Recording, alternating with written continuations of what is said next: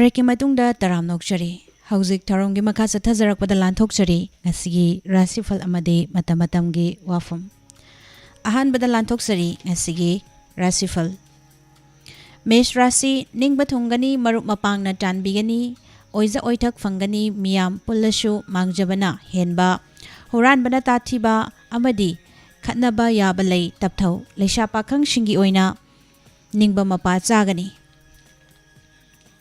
वृष राशि मरुप मपांगना Coke साहनबा लैगनी Anam तानगनु cell थुमगी lambda अमदि कीदना थौबदी कानगनी हंथबा लोइनरबदी चोकनी नापलना मांगहनगनी लेशा पाखंग सिंगी ओइना लाइबक Phagni मिथुन राशि मतम मांगबा अमदि येतनबना मांगजबा नत्रगना अफा अपुन्नबा लैगनी थिजिनबा कल्लु पलंबा सेल थुम फंगबा मीना थागतपिबा हकचांग नुंगाइबदी लै लेशा पाखंग सिंगी ओइना ngangbadi तानिंगनी कर्कट राशि अचुंबा नतना अतै उपाय लैरोय येकनरंबा मिचंग ओइखलकपगी नुंगाइजबा अमदि कानबा फंगु हाइबलै नचा ननाइगी मतेंगना थबक पांगनी लेशा पाखंग सिंगी ओइना मरी फगनी सिंह राशि लम खुदिंगदा माइ पाकपा अमदि निंगजबा थोंगबा नुमितनी आशा चाउना मांगलोमदा चंगसिलु अमदि खुचाउ थाबसु यागनी हकचांगसु नुंगाइ मिकोक थोंगनी लेशा पाखंग सिंगी ओइना निंगबा थोंगनी कन्या राशि येतनरंबा फरनी थौना लैबा अमदि नकनबगी मतेंगना ओइजबा फंगनी हकचांग नुंगाइबा वाटली पोरम सिनबदी हैबा वाटकनी अमदि वांगांग चेक्सिलु लेशा पाखंग सिंगी ओइना निंगबा मपा चारोय तुला राशि ngasi सुनिंग बथुंगनी पुकनिंग पेना नुंगाइ जगनी अरिबता नतना अनौबा थौरमदा चाउना माइ पाकनी नथक थोंगबना चानबिगनी अखंग अहैदी सागनु लेशा पाखंग सिंगी ओइना लाइबक फै वृश्चिक राशि थाजदना नुंगाइबा अमदि कानबा यामना फंगनी लन चंगनी मियाम लोइनबददी नुंगाइ जगनी नाइटोम वातुपदी मांगनी नथक थोंगनबा चानबिरोय लेशा पाखंग सिंगी ओइना मरी हाना गुंफै धनु राशि मिचंग हेंगतपा वाखल थोकपा नचाननाय फंगजबा अकीबा लैतबा थौना फुदोकपा नुंगाइजबा नुमितनी लाई गुरुना चानबी अफबा मिंगचत फंगनी लेशा पाखंग सिंगी ओइना माइ पाकनी मकर राशि थबक मांगनी इमुंग मनुंगी वा ताबा कानगनी खुचाउ थाना सेंदोंग तानबसु चाउना माइ पाकनी मुकनबा येतनबदा मांगजगनी ngaingamdaba tawganu लेशा पाखंग सिंगी ओइना लाइबक फगनी कुंभ राशि लांगतकनबा अमदि येतनबना खुरौ इथंग थांगनी खांगबा कल्लु लंदी हेंगतकनी अफबा लौसिंग तानसिनबा मतांग चागनी अमदि लम चटपसु महैयानगनी लेशा पाखंग सिंगी ओइना थागतपिगनी अरोइबदा मीन राशि मियामना थागतपिबा पाइरक्की लौसिंग चावबना कनानसु लाक्चबा ngamdaba अमदि येकनबा बुलाक्सिनबा नुमितनी नरलदि चेक्सिलु होयासु फगनु तंथगनु लेशा पाखंग सिंगी ओइना नुंसिबना चानबी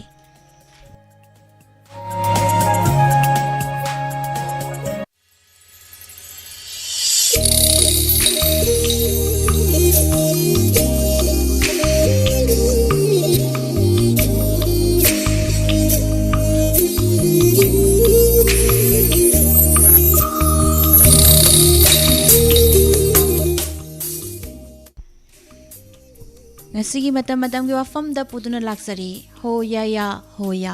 lai harauba mitai gidi philosophy gi college ni lai harauba leiramdrabadi sahi kya tumluraba mitai lining hingat pada waramgani hindu lining gi akanba safu dagi mitai lining na nauna mayol chonglakpa ngamlibasi lai harauba gi thoram leirambadagini थवाई पानबसिंगी हेक पोकपदगिना सिद्रिबा फावबगी मनुंगदा तौरिबा थौरम पुमनमक ताकपा थौरमनी लाई हराउबगी हौरकंगैगी वारी यामना सांख्रे तेलपना हाइरबदा लेशेम खुनसेम अहानबा ताइबंगमी अमत्ता पोक्ट्रिंगैदा कौब्रु लाइफमदा लाई हराउबा हौदोखि असिगुम्बा ताइबंग मियोइबा मरु ओइना मितै lining चटपसिंगी चटनबी लिकलम पुमनमक ताकलिबा थौरम असि अहोंगबा कया उबा फंगले लाई हराउबबु इथक इरांग लोमदा चथखिदनबा अमदि lining लिचत की परिंगदा चुमना चटनबगिदमक उमंग लाई कनबा अपुनबा loaf उकलना चेक्शिना होटनरी अदुबु होटनरिबसिंग असिगी मनुंगदा हेना कुपथाना येंगशिनबा मथौ तारकली Lai harauba si mafam dubu koliba umang laising adugi matung ina tongan ba matamda pangthoknari. Haujik kalen ingagi matam asidasu lamdam asigi imung umang lai haraubagi thauram pangthoknari. Lai haraubagi thauram asida maru oina pangthokliba paringsing adudi lai ikauba numit hamni saroi khangba soraren pautak khoiri faba taloi tuthi tamba kongba lamnungshi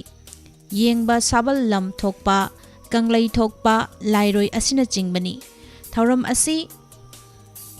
parengsing asigi manungda lai ikauba amadi lai lam thokpa matamda lai puribasingna chen chongba hai homba tawraktuna lambida achat awok tawbasing phauba akiba poknari.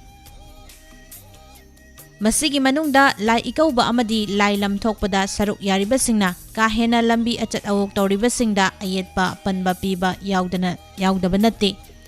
Pakraba lambigi matai amada pareng sana chatpa yabadu lambi ifun funjinna chatpa lambi mayaida traffic ki diversion piriba stensing tuba loinana mafam chadana thamlamba khamlamba isingi gari tenki fauba konjin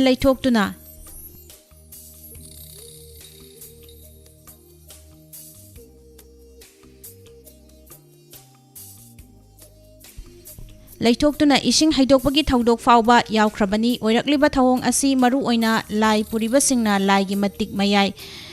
kanmanbana lai ngaurakpadagi lambi nak yet hai humlakpani hainari. Adubu thawong asi lai haktaktagi chatnabira haibasini. Tasengbadi lai ikauba amadi lai lam thokpada lai ngaubagi chen chongba hai humba asi lai ramlengi chatnabi oiramgani ningde. Maram aduna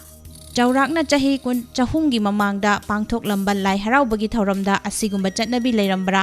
haibadu thidokpa chummi. Nakal amaromda lai haraubada amaibi singna lairol tilon taubada mirol yauribasingi asisu semdokpa chummi. Loinana lai haraubada piramliba pautaksing